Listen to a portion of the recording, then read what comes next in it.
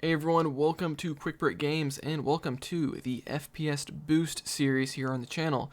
This is where we check out the different Xbox games that have been FPS boosted by Microsoft for the Xbox Series X and Series S consoles.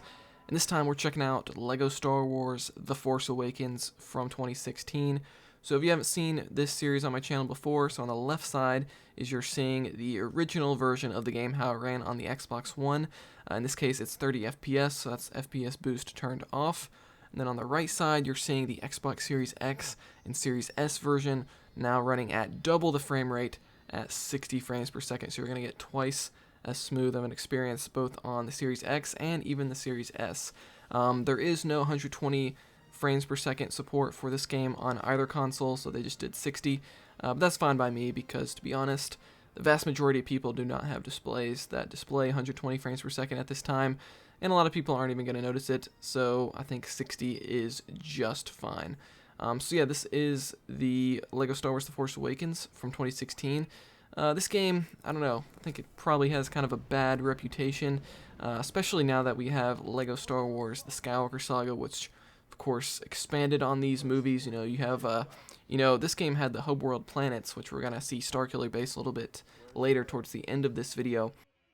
But of course in Skywalker Saga they took those same planets and expanded upon them and made the hubs way better, so it almost makes this game almost entirely kind of obsolete in a way, with just how much they improved it in the Skywalker Saga. But Starkiller Base, as I mentioned, is not actually a playable hub in Skywalker Saga like it is in this game, so that is one advantage that Force Awakens has over this one. But I know this game got, a lot of people played it quite a bit leading up to Skywalker Saga because, it came out in 2016. It was the newest LEGO Star Wars game as we waited, several years for Skywalker Saga to finally come out after it got announced.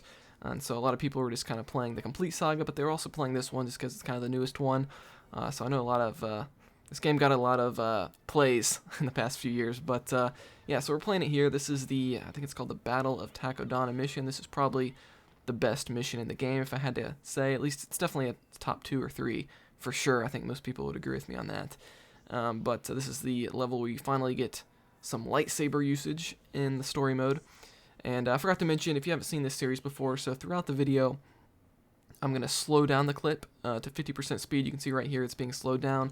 And when it's slowed down, if you look at the lightsaber, especially there, as Finn is kind of waving it around, on the left side, you can see where it's pretty choppy, and then on the right side, it's very smooth.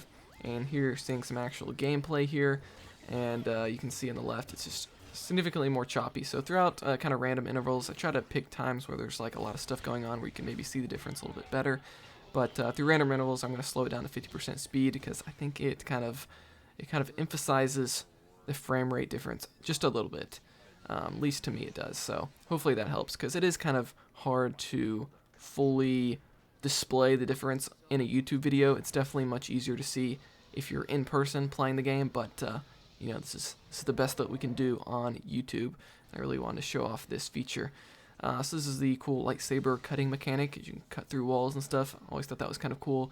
It sort of returned in Skywalker Saga, but I felt like it was more lame in that game because you're just like cutting these. You can cut like a tiny little square through a wall and it just cuts down the whole wall. It's kind of a weird mechanic in Skywalker Saga. But anyway, so this is The Force Awakens. Pretty fun game. Let me know if you've actually played this one. I imagine a lot of people aren't going to really play this now that Skywalker Saga is out. It doesn't really have it wasn't as big of a hit as the complete saga because it had a lot of filler levels and stuff like that because it was just based off of one movie and everything. It definitely didn't catch on like the complete saga did way back in the day in 2007. You can see the little birthday cake. We're going to see the explosion in slow motion here. Boom. There we go. But I recently did like a top ranking of the top LEGO Star Wars games, and I always kind of put this one towards the bottom now. I used to like it a little bit more, but I don't know, replaying it, something about the gameplay just feels a little bit choppy. Like the combat doesn't feel very satisfying like it does in some of the other games. I don't know, something about it just feels off. But anyway, here we are on Starkiller Base. This is one of the hubs that's not featured in Skywalker Saga, so that's pretty cool.